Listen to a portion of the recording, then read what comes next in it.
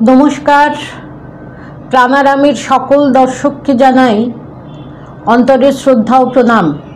আমরা ধারাবাহিকভাবে আলোচনা করার চেষ্টা করছি গদাধর আশ্রম প্রতিষ্ঠার ইতিহাস এবং গদাধর আশ্রমের বিশেষ বিশেষ ঘটনা যা ঘটেছিল আশ্রম প্রতিষ্ঠার পর।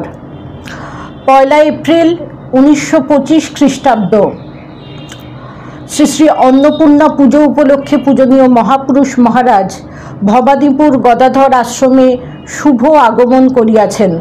ইহাতে আশ্রমস্থ সাধু ভক্তগণ খুবই আনন্দিত। পূজনীয় মহারাজজিকে অনেক ভক্তরা আসিয়া প্রণাম করিলেন। তিনি সকলেরই কুশলাদি জিজ্ঞাসা করিলেন এবং সকলকে প্রসাদ দিতে বলিলেন। কিছুক্ষণ পরে একজন বাবু আসিলেন। তাহাকে কথা প্রসঙ্গে মহারাজ বলিলেন, আমরা হচ্ছি ইন্ডিয়ান ভারতবাসী, আমাদের আদর্শ হচ্ছে plain living and high thinking. মোটা ভাত মোটা কাপড় পেলেই হলো। আমরা মোটর গাড়িতে নাই বা চললাম, তাতে আর কি এসে যাচ্ছে? দেখছো তো সব লোক সংসারে সুখে থাকবার জন্য কত কষ্ট করে সব জোগাড় করে, আর দুদিন যেতে না যেতেই মরে যায়। এত মান যশ সবই গেল। সংবাদপত্রে মৃত্যুর পর হয়তো একটু লিখলো, ব্যাস হয়ে গেল। কিন্তু মনুষ্য জীবনের উদ্দেশ্য হচ্ছে ভগবানকে লাভ করা, তা না হলে সবই বৃথা। কিন্তু এমনই মহামায়ার মায়া যে কিছুতেই বুঝতে দেন না।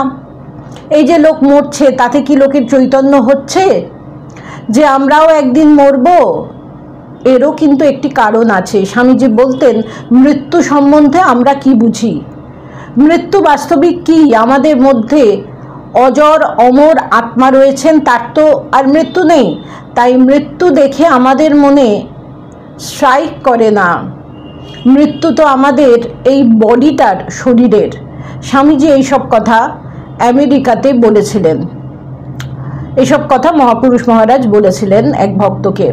এমন সময় আমাদের এক বন্ধু আসিয়া মহারাজজিকে প্রণাম করিলেন এবং তাহাকে কাতরভাবে জিজ্ঞাসা করিলেন যে কি করিয়া রিপু দমন করা সম্ভব। মহারাজজি খুব স্নেহ ভরে বলিলেন, তোমার দৃঢ় ইচ্ছা শক্তি দ্বারাই দমন করতে পারো।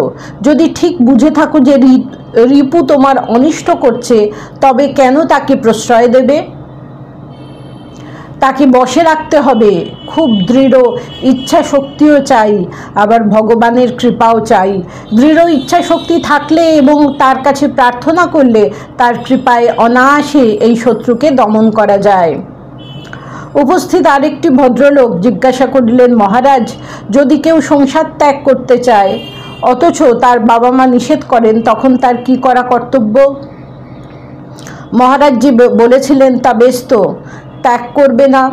যদি তোমার ভগবান লাভ করবার জন্য ঠিক ঠিক বৈরাগ্য ও ব্যাকুলতা আসে, তবেই সংসার ত্যাগ করার দরুন কোনো পাপ হবে না। আর তা যদি না হয়, কেবল পেটের দায়ে ও আলস্যবশত সংসার ত্যাগ করে আসো, তবে নিশ্চয়ই পাপ। কারণ যে বাবা মা তোমাকে এতদিন প্রতিপালন করলেন, তারা তোমার কাছে কিছু আশা করবেনি। তা তুমি তাদের না দিলে চলবে কেন? যথার্থ বৈরাগ্যবান ছেলে সংসারে বড়ই বিরল। বাবা, সংসার ত্যাগ করার জন্য ব্যস্ত হয়েও না। যাতে ভগবানে ভক্তি বিশ্বাস আসে, তার জন্য ব্যাকুল হও। তিনি সময় হলে টেনে নেবেন, তখন দেখবে সংসারে থাকাই কঠিন হবে। শ্রী শ্রী ঠাকুর বলতেন, ঘায়ের মামড়ি ঘা শুকুতে না শুকুতে ছিঁড়লে রক্ত পড়ে কষ্ট হয়, কিন্তু ঘা শুকিয়ে গেলে মামড়ি আপনি খসে পড়ে যায়। একখানা গেরুয়া কাপড়ের জন্য ব্যস্ত হইও না। ভগবানে ভক্তি বিশ্বাসই হলো আসল কথা। তা যদি না থাকে, তবে নতুন বৈরাগ্যের প্রেরণায় দিন কতক চলবে এই পর্যন্ত। তার নাম, তার কর্ম এসব করে যাও, সময় দেখবে তিনি সব ঠিক করে অপার আনন্দের অধিকারী করবেন। আমরা খুব আশীর্বাদ করছি, ভগবান তোমাদের বিবেক বৈরাগ্য দিন এবং তোমরা জীবনে খুব শান্তি পাও।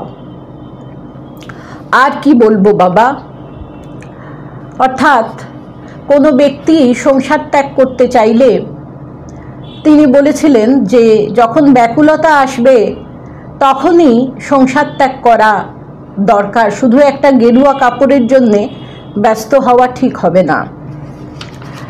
মহাপুরুষ মহারাজ যখন গদাধার আশ্রমে থাকতেন তখন ভক্তরা, যুবকরা তার কাছে আসতেন, তিনি তাদের পথ দেখাতেন। নমস্কার। প্রাণারাম প্রাণারাম প্রাণারাম প্রাণারাম প্রাণারাম